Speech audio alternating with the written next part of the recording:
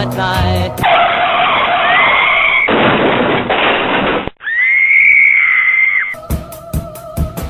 Well, where, oh, where can my baby be? The Lord took her away from me. Hey guys, welcome back to another episode of the Gravestone Review. I'm Scott Blood. I'm Samuel S. Kilgore. It's purely speculation. I am not Stillborn in a stupid fedora. I am Kilgore. Stillborn just made his face to look as handsome as mine.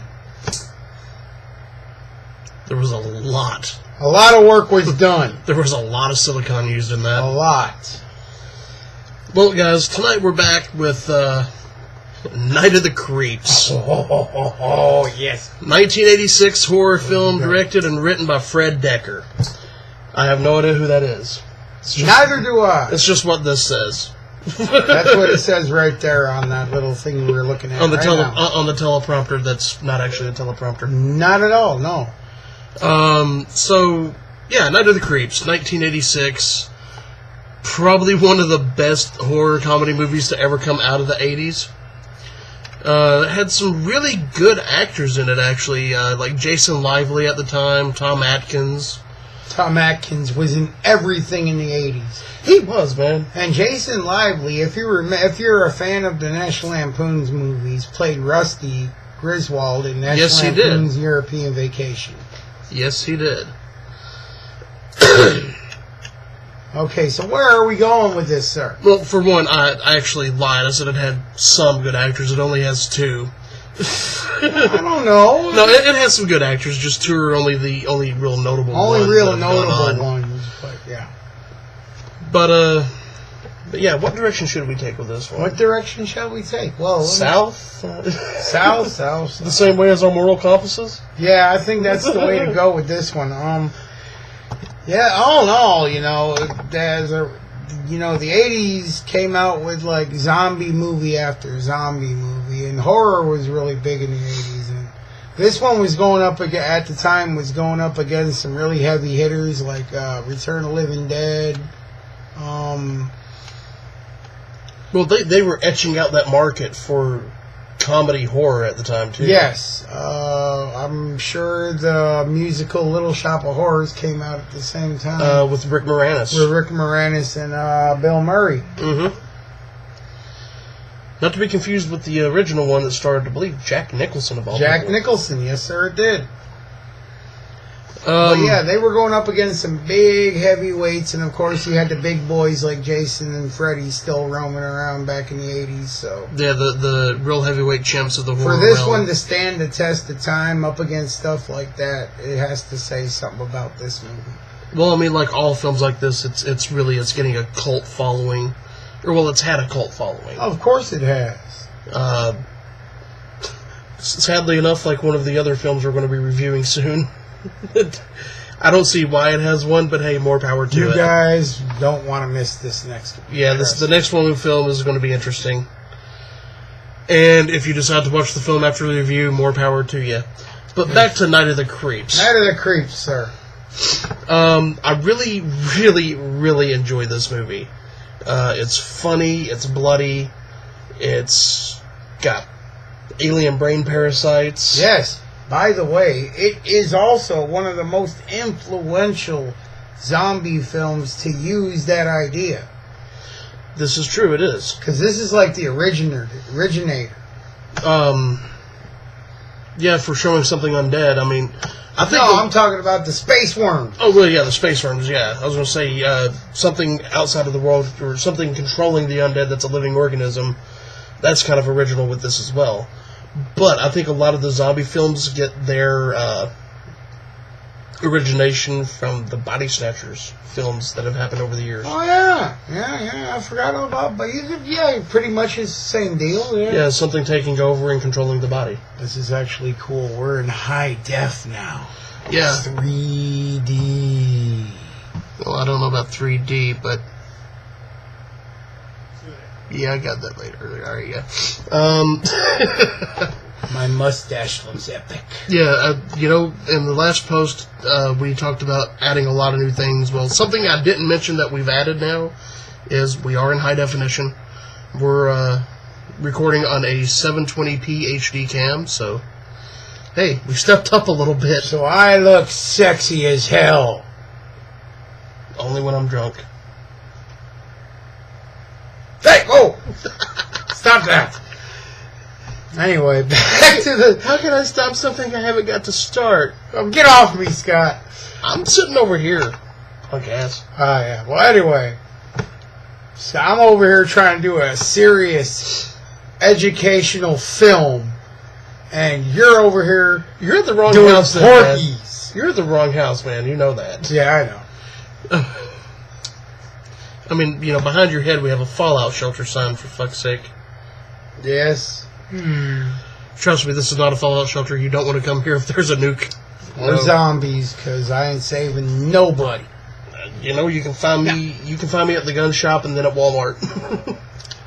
Now, the plot to this film is simple. There's like this renegade alien that tries to steal this organism from his ship, is what I'm assuming.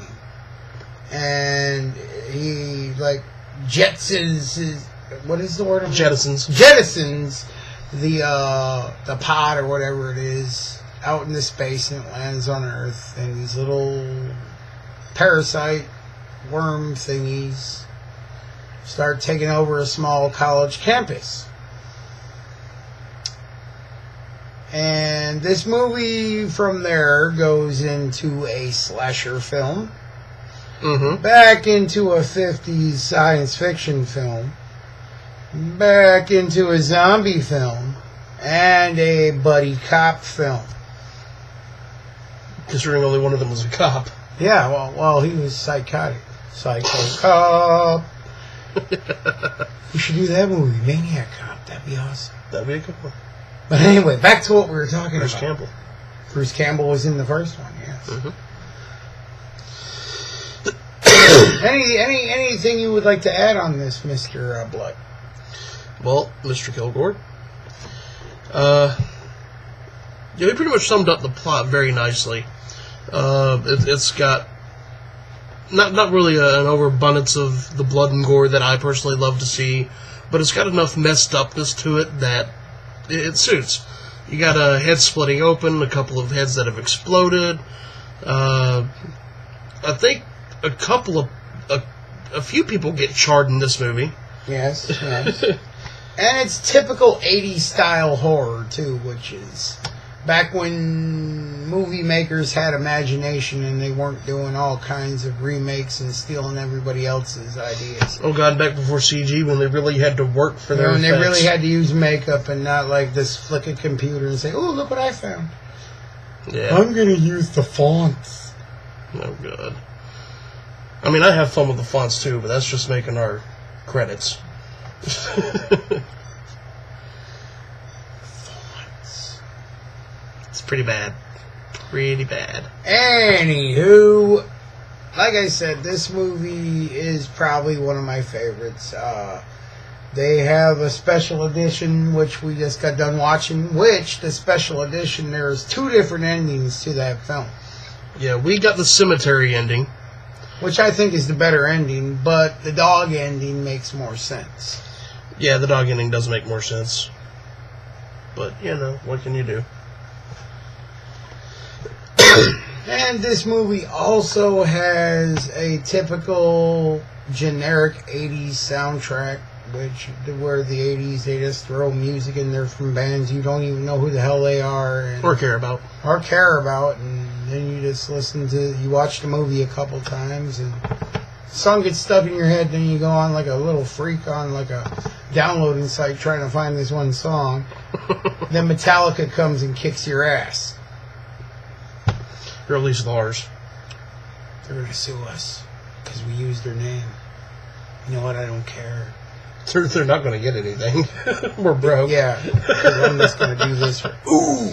Yeah, We don't get paid to do this show. We don't know. We do this for the love of horror, and we do this for the love of horror and for fat chubby the fans kid's out named there. Steve. Exactly.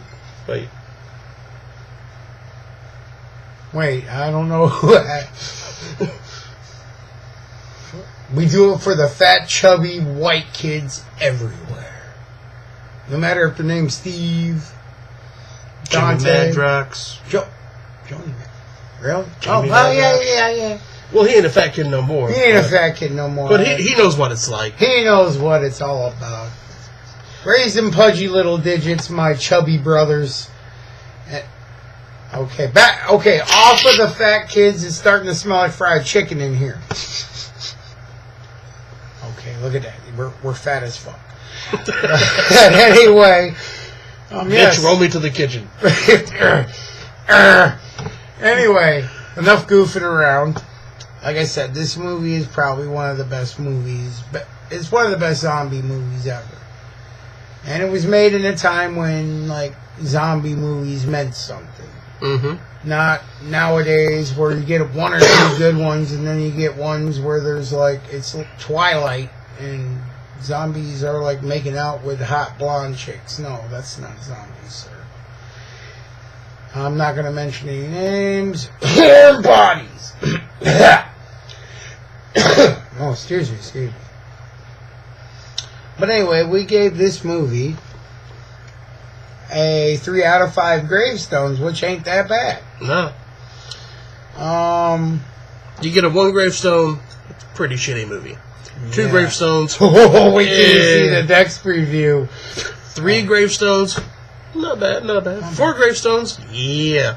5 gravestones, we've got a classic epic. We're masturbating with a chainsaw. Well, speak for yourself, man. I'm going to use sandpaper. Ew. This is a chainsaw. You get a vibration. I can't make that joke. Yeah. Just because it's too wrong. Too wrong. 2 wrongs don't make a right. This is true. But guys, yeah, it gets a 3 out of 5 gravestones. And this thing is running pretty long, so we're going to cut it here. Yep. So, thanks for tuning in. Be sure to check in with us for our next episode, where we will be reviewing... Oh yeah, here it comes. Troll 2. The worst movie ever. And we're not even bullshitting about made. That. This movie went for the longest time with a 0 rating on Rotten Tomatoes. It had a rating of 1 star on IMDb. And then it was huge. Yeah, it just kind of blew up out of nowhere. Anyways, that'll be next episode. We might start getting back on track a little more. But remember, kids, and remember well, if you can scream, you're still alive. That night.